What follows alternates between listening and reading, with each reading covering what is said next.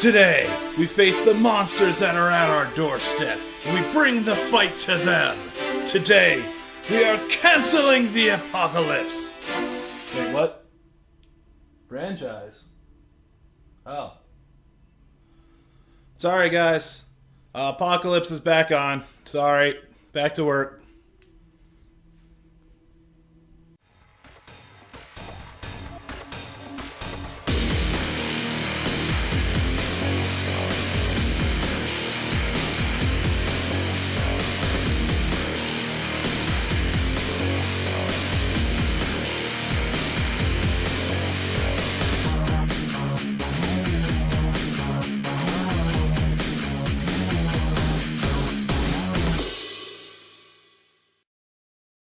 Hey everybody, Sexy Matt the Pharaoh Wizard here. We finally got it, 5 years later, the sequel to Guillermo del Toro's Pacific Rim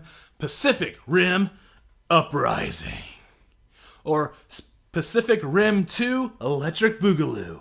Or 2 Pacific 2 Rim.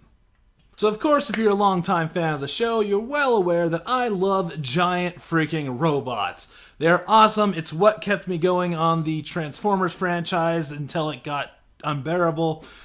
It's why I love Power Rangers. Giant robots is awesome. So when one of my favorite directors, Guillermo del Toro, did a giant robot movie, it was a match made in heaven. So I absolutely loved the first Pacific Rim. It had such a good style to it. It didn't rely on previous comics or books. It was its own thing, but it brought in stuff from other franchises and kind of combined it all to its one cool thing. I loved it. And I rewatched it before this movie, and it still holds up. It's fantastic. So this time, instead of Oscar award-winning visionary director Guillermo del Toro, Pacific Rim Uprising is brought to us by the guy who was the producer of the Daredevil TV Netflix show. Interesting. Stephen DeKnight, if you did not know that. So the plot is, this takes place a few years, I don't know if they specified, but a few years after the events of the first one. There hasn't been a kaiju attack since, and the world's starting to rebuild itself and, get back together after, being attacked by giant monsters all the time, which can put a cramp in your day. And it follows Idris Elba's character's son, Jake Pentecost, and how he can live up to his father who saved the world, but also, start his own way in the world kind of thing. And maybe there's a plot afoot to bring the kaiju back. So without too many spoilers, that is the plot of Pacific Rim Uprising. So let's talk about the characters. So our main character is Star Wars' own John Boyega, playing Jake Pentecost, who I said before is Idris Elba's character son. Which I'm sure Idris Elba's character had a name, but I'm just going to call him Idris Elba. So John Boyega, I haven't seen him in anything outside of Star Wars. In Star Wars, he is fantastic, but he's also, there's a lot going on in those movies, so you're not sure how he is. He is an incredibly charismatic and fun actor. Absolutely. I loved him in this. They really put this movie on him, and he came through. This weighed completely on his performance, and it was awesome. Although it is slightly jarring when you hear his actual accent for the first few times. Oh, whoa. Because, yeah, he is British, but he doesn't use his British accent in Star Wars.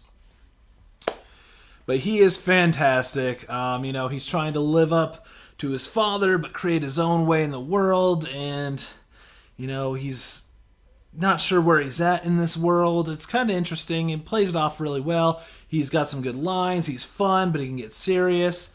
He does a fantastic job. He was a great get for this movie. Absolutely. Then we have Scott Eastwood playing Nate Lampert. And do I like Scott Eastwood? I'm sure I've seen him in things, but I don't remember him in anything. He just really blends in. I mean, did you even realize that's not even a picture of Scott Eastwood? This is Scott Eastwood. No, actually, is that Scott? Yeah, I think that's Scott Eastwood. Pretty sure. Yeah. And he's the same in this. Like, he's not bad, but there's nothing interesting or special about Scott Eastwood outside of him being the son of Clint Eastwood. But anything outside of that, like, who is he? I don't know what. There is nothing interesting about him.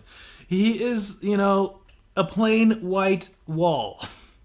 There is just nothing special, interesting, memorable. Just him as an actor. Like, his character was fine, but just him as an actor, like, there's nothing to him. He could be translucent. I know he was in Suicide Squad. I don't remember him in Suicide Squad at all. Like, what? Who is this guy? Then we got Callie Spaney, or I'm just going to call her not Ellen Page. She is someone who grew up in this world with the kaiju and is kind of gone into adolescence after the events of the first movie and made her way around being a scrapper, living off of old Jaegers, and built her own little Jaeger called Scrapper. Finds her way into the Corps, and to be trained as a Jaeger pilot. And she does all right. She's got some fun lines. She plays off John Boyega pretty well. Not a whole lot to her, but she's fine. So we do have some returning cast in this. The one that sticks out most to me is Charlie Day, who returns as Dr. Newton Geisler, who, is the guy who drifted with a kaiju brain in the first movie and helped save the day. And he is great in this. So he's, all, full of himself after the events of the first one, how he saved the world, and now he's, working with this corporation. There's something interesting going on with him, which I won't go into until spoilers. But he's got some stuff going for him. But he is fantastic. Like, this is completely different than Charlie in Always Sunny. I don't need your trophy for your gold. I just want to tell you all, go yourself.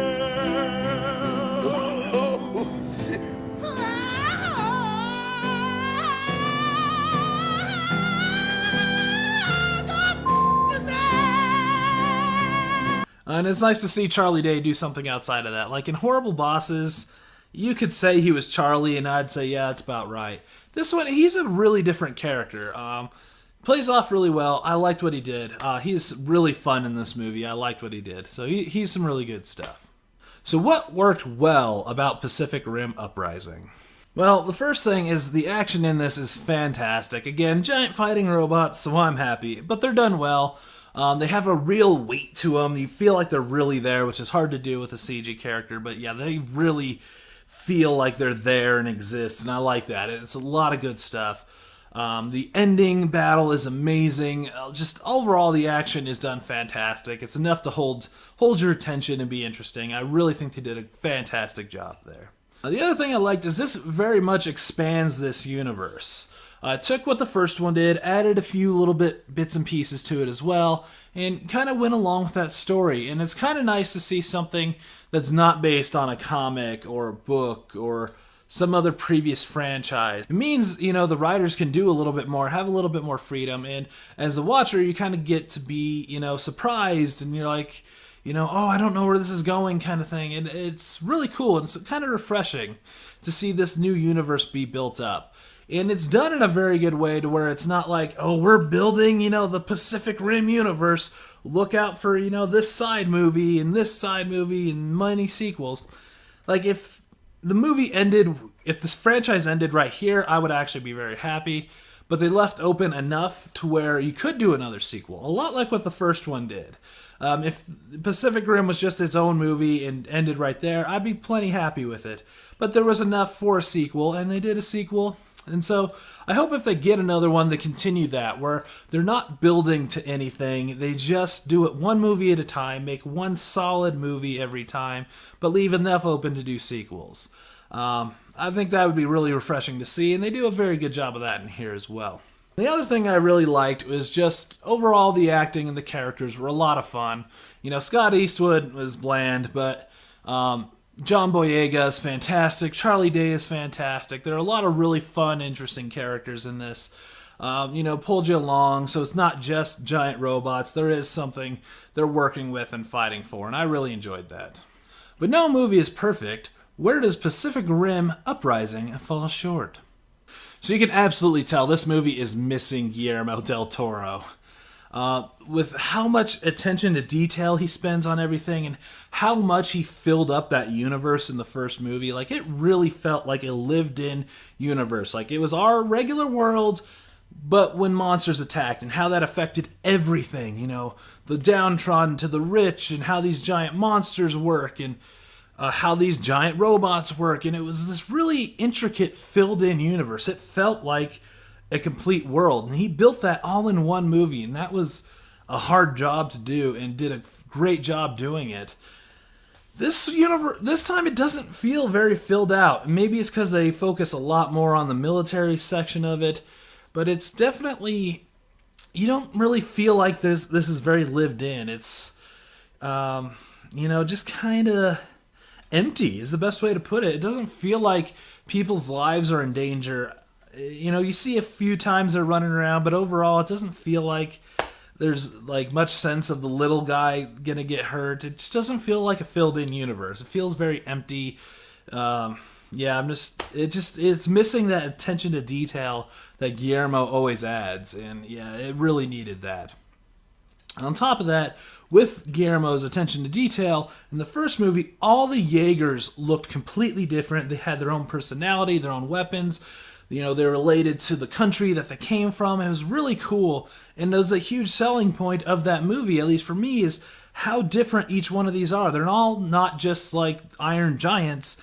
They have their own personality, and they're very interesting. They're all very different. Same with the kaiju. They're all very different, have different abilities and weapons and strengths, weaknesses.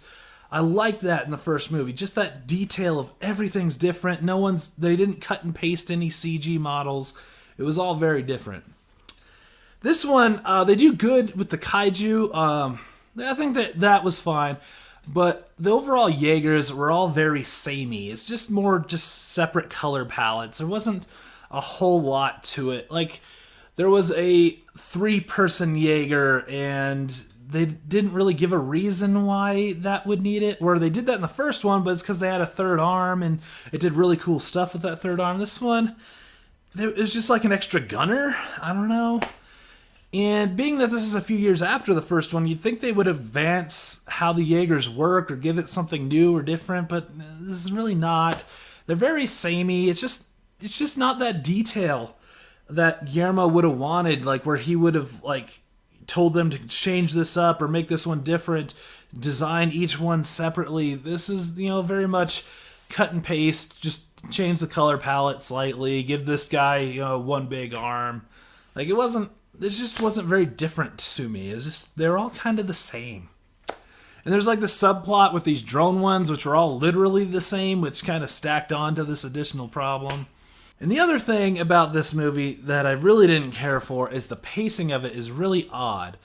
It reminded me of those straight-to-DVD Disney movies, like the sequels. But not all of them, but if you are kind of into that world and knew about those, there was like a specific subset of those which were attempted TV shows that didn't get turned into TV shows, so they took 3 episodes of that show and mashed them into a movie. That's what this feels like. This feels like they wanted to do a Pacific Rim TV show and decided to do a movie and just mash 3 episodes together. Because there's like 3 distinct plot lines and like 3 climaxes. Although there's like an overarching storyline, like you could see like, oh, that's the end of this episode. Like there's this rogue Jaeger and who's driving it and what's going on there. And then there's, the subplot of the drone Jaegers and they can get hacked and what's going on with those. And then there's the ending bit, which I won't get into, but it's very much like 3 episodes of a show mashed into one movie. I don't know if that was the initial plan or what happened there, but saying that, the director is a producer of a TV show, maybe that's what he knew, maybe that's what, I don't know what happened there, but it really feels like that, and it adds this really weird pacing where you're like, oh, that's the end of the movie real quick. Oh, no, we're still going. Okay. Oh, okay, now we're done. All right. Oh, no, we're still going. Oh, weird. So yeah, that was also a thing. Now let's get into some spoilers. Throw up the spoiler sign here. Jump to this time code here if you want to skip spoilers, but I'm getting into some spoilers now. Let's do it. So the ending is awesome, but it does have some weird time fluxes. So there's 3 kaiju heading to Mount Fuji, and they found out the kaiju blood is explosive, and so the idea was the kaiju were going to throw themselves into Mount Fuji, basically killing the Earth, which is cool. I like that build up. But it's like they're under this gun that these kaiju are heading that way, but then they do like this montage that makes it feel like it's been a couple days, because they would need to have taken a couple days to develop these things. But they're on a clock. It was really weird. But when they finally got to the battle, it was awesome. The kaiju, 3 of them combined into one giant one, and it was kicking ass, and I loved the design of it. It was really cool. I thought that was a lot of fun. The battle in the end was great with different Jaegers, all, 3 or 4 Jaegers taking on this one giant kaiju. Oh, it was really cool. A lot of the movie kind of was drony up to that point, but when it got to the climax, man, it was fantastic. It was really awesome. It was a lot of fun. I loved it. Speaking of the climax, there's this plot twist with Charlie Day's character. So, in the first one, he drifted with kaiju brain, and now it turned out that brain's actually controlling him, and that's kind of cool because he kind of weaseled his way into this inner circle and to, help out the other dimension creatures, but he didn't even know he was doing it. It was really awesome. But in the end, he turns full bad, and he's kind of maniacal and having a lot of fun. I thought that was really cool, and is an interesting enough twist where it didn't feel like out of nowhere, but it was done really well. I like what they did there. So the ending, outside of the build-up to it, was fantastic. I absolutely loved it. Just some really cool stuff. I just wish the Jaegers had a little bit more personality to them. But outside of that, the ending was fantastic. And that's pretty much my only spoiler, so let's go ahead and wrap this up. So in the end, this movie was, it's alright. It was a lot of fun. It was some good stuff. It didn't blow me away, but it did expand the universe and, had some really fun scenes and some great giant robot action, which always makes me happy. If you're not a fan of Pacific Rim, I don't think this is going to be the one to win you over. If you are a fan, though, I think it is worth checking out. It definitely expands on this universe and is pretty fulfilling. You get your enjoyment of giant robots fighting giant monsters, which is always good stuff. So in the end, I'm going to give it a rating of a rental. I don't think you need to go out and see this right now, although it does kind of help being on the big screen, but you can, check it out at your leisure. Again, if you're not a fan of Pacific Rim, this isn't going to win you over. But if you are, I think it's a decent enough continuation of the story, and I hope they get a third one and do a little bit more with this universe. But it was pretty good. So what did you guys think of Pacific Rim Uprising, or just the first Pacific Rim? Let me know in those comments below. Hit that thumbs up if you ever want to be a Jaeger pilot, because I want to be a Jaeger pilot. And share this video with your friends if you think it was fun, because that would be very helpful. So I'm Sexy Matt the Pharaoh Wizard. Until next time, hold on to your hold slots.